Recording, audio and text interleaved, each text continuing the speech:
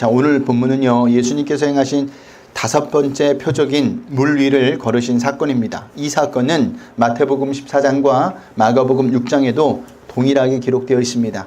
여러분들이 집에 가셔서 한번 읽어보시면 좋을 것 같아요. 자, 오늘 본문은 아니지만 지난주에 살펴보았던 우리 15절 한번 잠깐 보고 하겠습니다. 15절입니다. 예, 다 같이 읽겠습니다. 그러므로 예수께서 그들이 와서 자기를 억지로 붙들어 임금으로 삼으려는 줄 아시고 다시 혼자 산으로 떠나가시니라. 아멘. 자, 예수님께서는요, 오병이어 사건으로 많은 사람이 당신을 쫓아오자 혼자 산으로 피하셨죠. 왜 피하신 거죠? 유대인들은요, 메시아가 오면 메시아가 당신 다윗의 왕국을 다시 회복할 것이라는 기대를 가지고 있었기 때문입니다. 그래서 조금만 뛰어난 사람이 나타나면 그들에게서 메시아의 모습을 기대했죠. 그런데 예수님께서 수많은 병자를 고치시고 심지어는 보리떡 5개와 물고기 2마리로 10,000명이 넘는 사람들을 먹이자 그들은요, 예수님을 눈에 보이는 다윗 왕궁을 다시 회복시킬 오실 메시아로 생각하여 왕으로 삼고자 하였던 겁니다. 사실 예수님이 오실 메시아는 맞습니다. 하지만 그들이 생각하는 바람과 소원, 즉 정치적이고 군사적이고 민족적인 메시아로 온 것은 아니었어요. 그래서 예수님께서는요, 그 사람들을 뒤로하고 어디로 피해 버리셨죠? 산으로 피해 버리셨던 겁니다. 그리고 산으로 올라가신, 피해하신 또한 이유가 있는데 그것은 기도의 시간을 갖기 위해서 그랬다는 겁니다. 우리 마태복음 14장 23절 한번 보고 가겠습니다. 우리 화면에 나와 있는데 다 같이 읽겠습니다. 마태복음 14장 23절입니다. 다 같이 읽겠습니다. 무리를 보내신 후에 기도하러 따로 산에 올라가시니라. 저물매 거기 혼자 계시더니. 아멘. 자, 왜 기도하러 가셨을까? 지금 상황을 한번 잘 생각해 보세요. 예수님은요, 그야말로 인기 절정에 있죠. 세상의 왕이 될 수 있는 절호의 기회가 온 겁니다. 완전한 하나님이셨지만 완전한 인간이셨던 예수님의 마음이 어땠을까요? 흔들렸을까요? 안 흔들렸을까요? 제가 볼 땐 흔들렸을 것 같습니다. 이것을 어떻게 알 수 있느냐 하면 예수님이 겟세마네에서 하나님 아버지께 기도하신 내용을 보면 알 수 있어요. 예수님은요, 십자가를 앞에 두고 죽는 것을 또한 고통과 고민을 하나님께 호소하셨습니다. 자, 그런데 죽을 것 같은 고통과 고민은요, 육신적인 것이 아니었어요. 그것은 하나님 아버지의 저주를 받아내야 하는 십자가를 지심으로 하나님 아버지와 잠시 단절되어야 한다는 고통이 어떠한 것인지 아셨기 때문에 그 고통과 고민을 하셨던 겁니다. 그래서 할 수만 있다면 어떻게 해달라고 하나님께 부탁했죠? 이 잔을 지나가게 해달라고 기도하셨던 겁니다. 지금 상황도 마찬가지예요. 예수님께서는요, 시험과 유혹을 이기기 위해서 기도하러 산으로 올라가신 겁니다. 그런데 15절에 보면 아주 중요한 단어가 나오는데 그 단어는 다시라는 단어예요. 그러니까 예수님의 기도 생활은 단 이례적이고 즉흥적인 모습이 아니라 반복적이고 습관적이었다는 것을 알 수가 있습니다. 자, 예수님께서는요, 기도하시고 또다시 기도하시고 또다시 기도하셨다는 의미예요. 그래서 십자가를 지시기까지 수많은 시험과 유혹을 물리치실 수 있었던 겁니다. 자, 예수님도 이렇게까지 기도하셨는데 우리가 도대체 뭐라고 기도에 게으를 수 있을까요? 어떻게 기도 없이 거룩한 삶, 구별된 삶을 살 수 있을까요? 없어요. 그런 의미에서 우리가 기도하지 않는 것은 교만입니다. 그런 의미에서 우리가 기도하지 않는 것은 자기 힘으로 신앙생활을 할 수 있다는 착각입니다. 여러분, 기도하지 않는 자는요, 반드시 사단의 시험과 유혹에 넘어갈 수밖에 없는 겁니다. 그러므로 우리는 날마다 기도하는 데 힘쓰셔야 합니다. 억지로라도 시간을 내어서 기도하기를 시작하셔야 합니다. 기도한다는 자체가 하나님을 의지한다는 거예요. 기도한다는 자체가 하나님을 바라본다는 겁니다. 날마다 기도하는 자만이 하나님의 뜻대로 이 땅에서 거룩한 삶, 구별된 삶을 살 수 있는 겁니다. 기도하지 않고 예배하지 않는 삶이 어떻게 거룩하고 구별된 삶을 살 수 있겠습니까? 없어요. 그 사람들은요, 세상 사람들과 똑같이 살 수밖에 없습니다.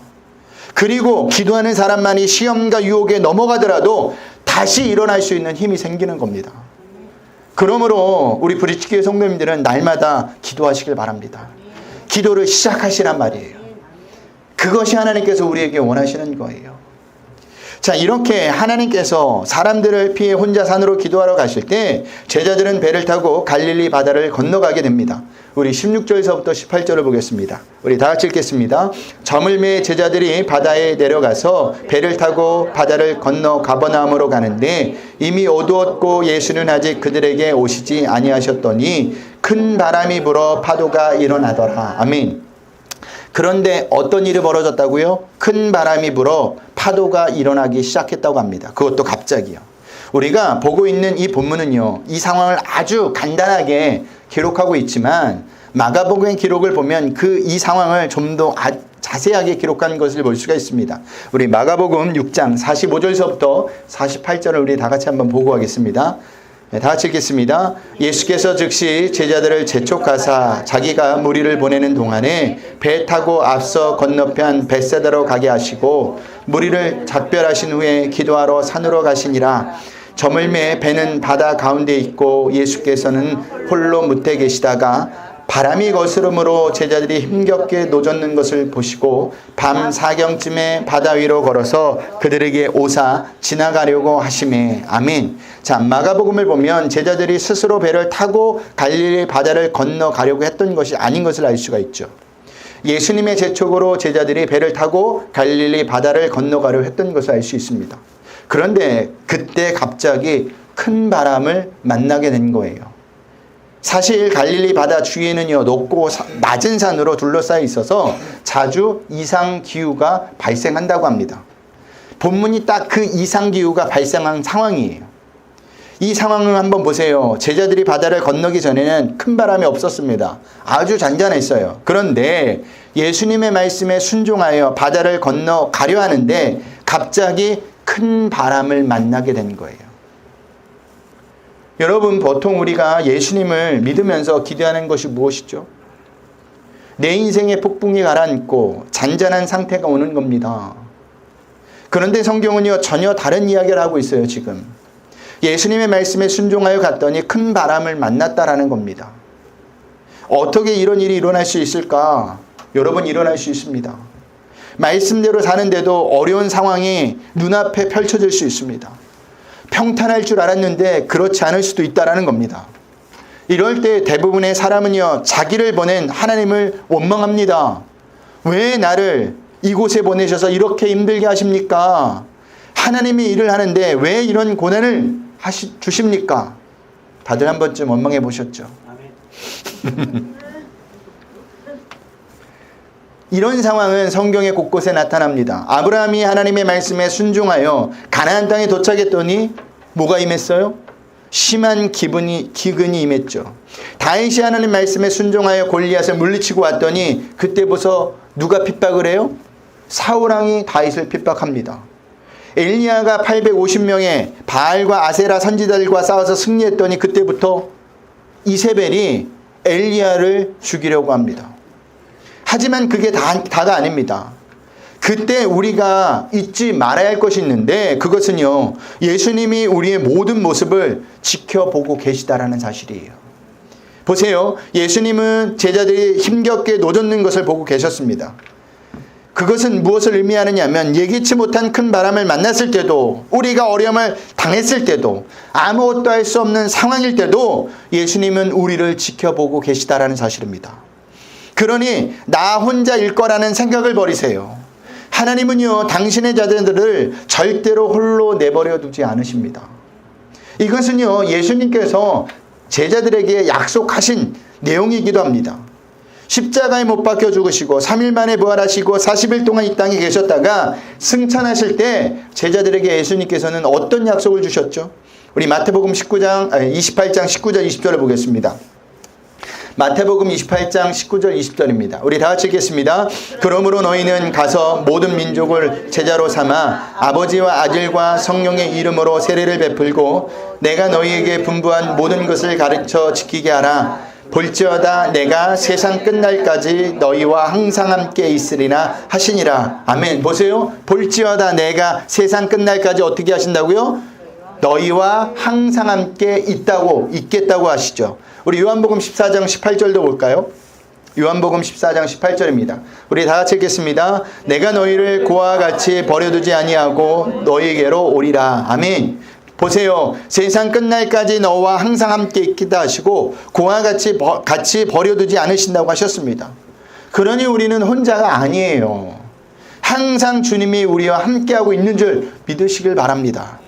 자, 그런데 그게 다가 아닙니다. 우리 19절을 보겠습니다. 다 같이 읽겠습니다. 제자들이 노를 저어 심혈이쯤 가다가 예수께서 바다 위로 걸어 배에 가까이 오심을 보고 두려워하거늘. 아멘. 자, 여기 보면 제자들이 아무것도 하지 않는 것이 아니었던 상황인 것을 알 수 있죠. 열심히 노를 저어 갈릴리 바다를 10여리쯤 갔다고 했습니다.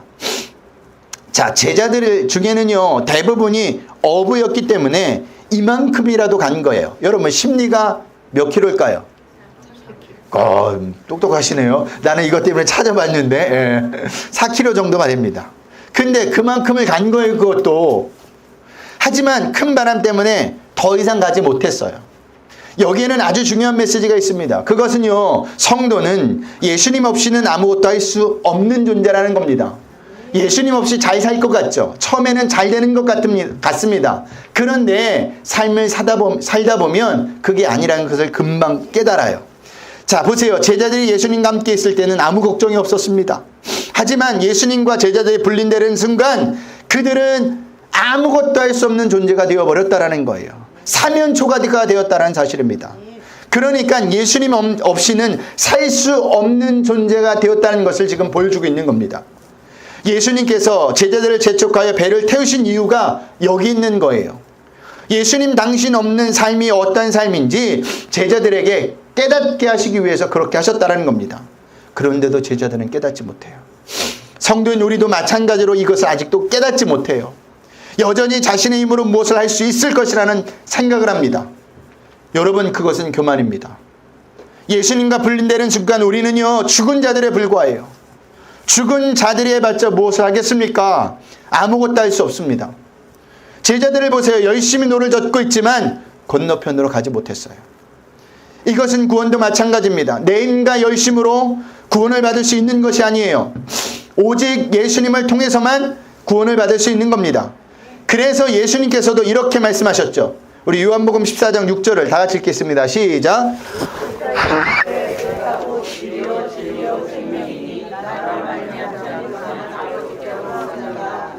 아멘. 이 진리를 아는 자만이 예수님이 나타날 때 기쁘게 영접할 수 있는 겁니다.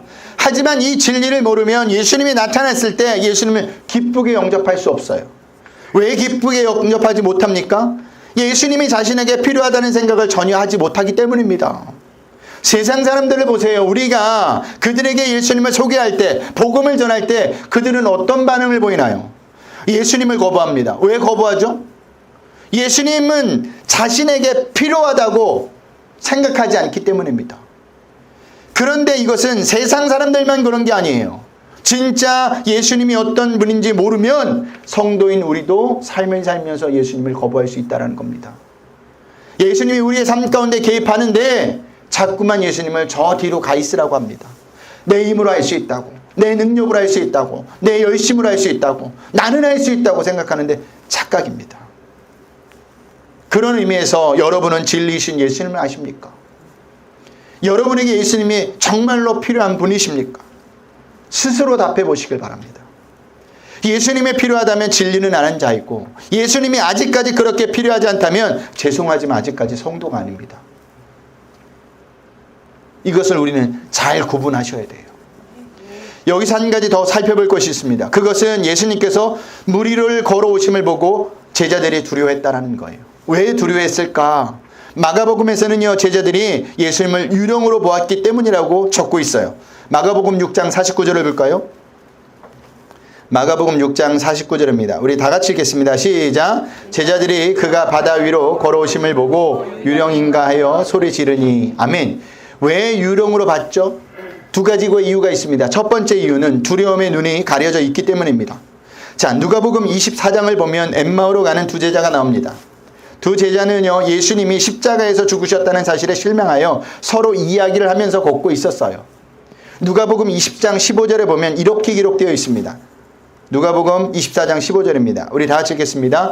그들이 서로 이야기하며 문의할 때 예수께서 가까이 이르러 그들과 동행하시나. 아멘. 무슨 말이냐? 예수님은요, 실망하고 있는 그 두 제자와 동행하고 있었다라는 거예요. 그런데도 그 두 제자는 그분이 예수님이라는 사실을 전혀 몰랐다라는 것을 말합니다. 이유가 무엇이냐? 그들이 예수님이 죽었다는 그 절망이라는 슬픔에 눈이 가려져 있었기 때문이에요. 우리도 사실 이렇습니다. 우리가 알 수 없는 두려움과 슬픔으로 인해 인생의 길을 걷고 있을 때도 예수님은요, 우리와 함께하고 계세요. 그런데도 왜 우리는 예수님을 보지 못할까? 두려움과 슬픔으로 눈이 가려져 있기 때문이에요. 내 앞에 놓인 상황이 너무너무 크게 보이기 때문에 아무것도 안 보이는 거예요. 다시 한번 말씀드릴게요. 예수님은요, 절대로 우리를 홀로 내버려 두지 않아요. 절대로 우리는 혼자가 아니라는 말입니다. 자, 제자들이 예수님을 유령으로 본 두 번째 이유가 있습니다. 그것은요, 예수님을 인간의 한계 안에 가다 놓았기 때문이에요. 무슨 말이냐면 예수님을 유한한 존재인 인간과 같은 존재로 본 겁니다. 예수님을 이렇게 보다 보니 예수님께서 물 위로 걸어오실다는 생각을 전혀 하지 못한 겁니다. 그래서 유령이라고 소리 지른 거예요. 여러분, 예수님은 사람이 아니세요. 또한 유령도 아니십니다. 신성과 인성을 모두 가지신 하나님의 아들이세요. 그 의미는 예수님은요, 인간의 생각 밖에서 존재하고 일하시는 분이라는 겁니다. 그렇다면 우리는 여기서 이런 질문을 할 수 있어야 합니다. 예수님께서는 왜 물 위를 걸어오셨을까?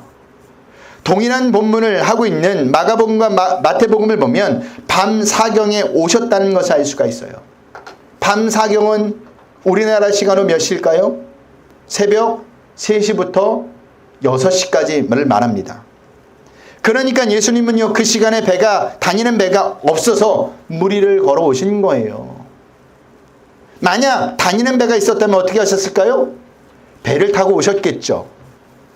이것은 무엇을 의미하느냐면 상황과 환경을 볼 때 제자들에게 올 수 없는 상황과 환경이었지만 예수님은 상황과 환경을 뛰어넘어서라도 제자들에게 오셨다라는 사실이에요. 이것을 오늘날 우리에게 적용한다면 예수님은 우리에게 오실 때도 상황과 환경에 구애받지 않고 오신다라는 사실입니다. 사람은 상황과 환경을 따지죠. 자신의 이익이 되느냐 불이익이 되느냐 먼저 따져요. 그렇게 따져서 이익이 되면 우리를 돕지만 불이익이 되면 어떻게 할까요? 돕지 않아요. 이게 인간입니다. 하지만 우리가 믿고 의지하는 예수님은요, 상황과 환경을, 이익과 불이익을 따지지 않아요. 상황과 환경보다 이익과 불이익보다 더 중요한 것은 당신의 자녀들이기 때문에 따지지 않고 온다라는 사실입니다. 사복음서에 보면요, 이런 예수님의 모습을 아주 잘 보여주는 장면들이 나와요. 사건들이 나와요. 수가성 여인을 만나기 위해서 유대인들이 꺼리는 사마리아 땅에 예수님은 어떻게 해요? 일부러 들어가세요. 거라사 광인을 만나기 위해서 일부러 배를 타고 그곳에 가시기도 합니다. 또한 이미 숨이 끊어져 죽어버린 나사로를 살리기 위해서 찾아가실 때도 있고요. 누가복음에 보면 과부 청년의 장례년의 그 관, 죽은 것에 손을 대면 몸이 닿으면 부정해지는데도 불구하고 예수님은 그 관에 손을 대어 그 청년을 살리신다라는 사실입니다. 예수님은요, 그들을 만나러 가셔서 그들에게 기쁨을 주고 자유를 주고 다시 생명을 주십니다.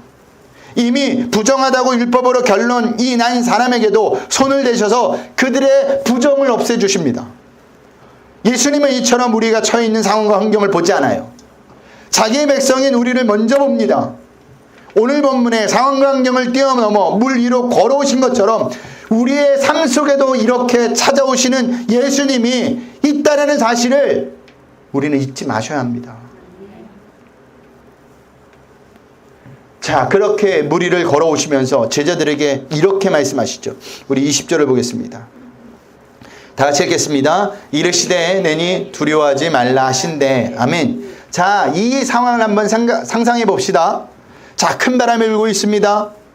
그리고 예수님은 물 위를 걸어오고 있어요. 그리고 주변에는 파도가 막 일렁이고 있습니다. 그 예수님을 본 제자들은 유령인 줄 알고 두려워하고 있어요. 그때 예수님께서 말씀하신 겁니다. 너희 두려워하지 말라. 자, 어떻게 말씀하셨을까요? 여러분이 예수님이라면 제자들을 향해 어떻게 말씀하셨을까요? 평소에 제자들과 대하는 것처럼 말씀하셨을까요? 그렇게 말씀하셨다면 큰 바람과 일렁이는 파도 소리 때문에 예수님께서 하신 말씀을 제자들은 듣지 못했을 겁니다. 제가 볼 때는요, 예수님께서는요, 그 어느 때보다 더 크게 소리치며 말씀하셨을 거예요. 이렇게요. 내내 두려워하지 말라. 왜 크게 소리치며 말씀하셨을까? 그래야 제자들에게 그 소리가 들리기 때문입니다. 예수님께서는요, 철저하게 제자들 입장에서 생각하신 겁니다. 이분이 우리가 믿고 있는 예수님이세요. 그런데 이 말씀 속에는요, 이런 의미도 있습니다. 내가 바로 너희를 구원할 하나님이다. 그러니 두려워하지 말라. 라는 의미가 담겨 있어요. 예수님 당신만이 진정한 구원자라는 겁니다. 다른 말로 이야기하면 나를 믿는 자들만이 진정한 구원을 받을 수 있다는 말입니다. 그러니 나를 믿어라. 라는 말입니다. 여러분, 예수님만이 죄로 인해 죽을 수밖에 없는 인간을 구원하실 수 있는 유일한 분이세요. 이 세상의 진정한 구원자는 예수님밖에 없습니다. 그러니 다른 곳에서 구원을 찾지 마세요. 다른 곳에서 진리를 찾지 마세요. 다른 곳에서 평안을 찾지 마세요. 참된 구원과 진리와 평안은 예수님에게만 있습니다. 내내 두려워하지 말라는 이 예수님의 외침을 듣고 제자들은 정신이 바짝 들었을 겁니다. 그리고 그제서야 예수님을 알아보죠. 기쁘게 알아봅니다. 그리고 알아본 다음에 어떻게 돼요? 기쁘게 예수님을 배 안으로 영접을 해요. 그리고 어떤 일이 벌어지느냐? 우리 21절을 보겠습니다. 다 같이 읽겠습니다. 이에 기뻐서 배로 영접하니 배는 곧 그들이 가려던 땅에 이르렀더라. 아멘. 가려던 땅에 도착하게 되었다라는 거예요. 예수님을 기쁘게 배 안으로 영접하자마자 가려던 땅에 도착했다라는 겁니다. 여러분, 예수님을 영접하면 우리는 구원을 받습니다. 여러분, 우리가 예수님을 영접하면 우리는 하나님의 백성이 됩니다.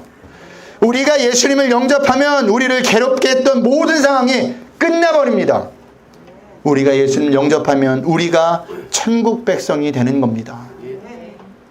그러므로 날마다 우리는 예수님을 영접하셔야 돼요. 날마다 예수님을 나의 구주, 나의 하나님으로 영접하셔야 합니다. 이것이 영접하는 자의 복이에요. 우리의 이보다 더 큰 복은 없습니다. 만세반석 열린이 작사가인 오거스터스 탐레이디의 시를 읽어드리고 같이 읽으며 말씀을 마치겠습니다. 우리 화면에 나와 있는데 우리 한번 다 같이 읽어볼까요? 시작. 내 손에 수고로 율법의 요구를 채울 수 없고 쉼없는 열심과 늘 흘리는 눈물로도 죄를 속할 수 없나이다. 주여, 오직 주께서 구원해 주셔야 하나이다. 내 손이 드릴 것이 없어 주의 십자가만 붙드나이다. 벌거벗은 이 몸 입혀주시기를 바라며 나아가나이다. 아무 힘 없이 주의 은혜만 바라보나이다. 더러운 나 그 샘으로 달려가오니 씻어주소서. 구주여, 죽지 않도록. 아멘. 한 주간도 우리의 구주이신 예수님을 바라보고 의지하시길 바랍니다. 예수님만이 우리의 구원이세요. 예수님만이 우리의 기쁨이십니다. 예수님만이 우리의 평안이세요. 다른 데서 헤매지 마시고 예수님만 바라보고 붙들고 의지할 수 있는 한 주가 되시길 주님의 이름으로 부탁드리겠습니다. 자, 우리 하나님 앞에 찬양하겠습니다. 수많은 무리들 줄지어 찬양합니다.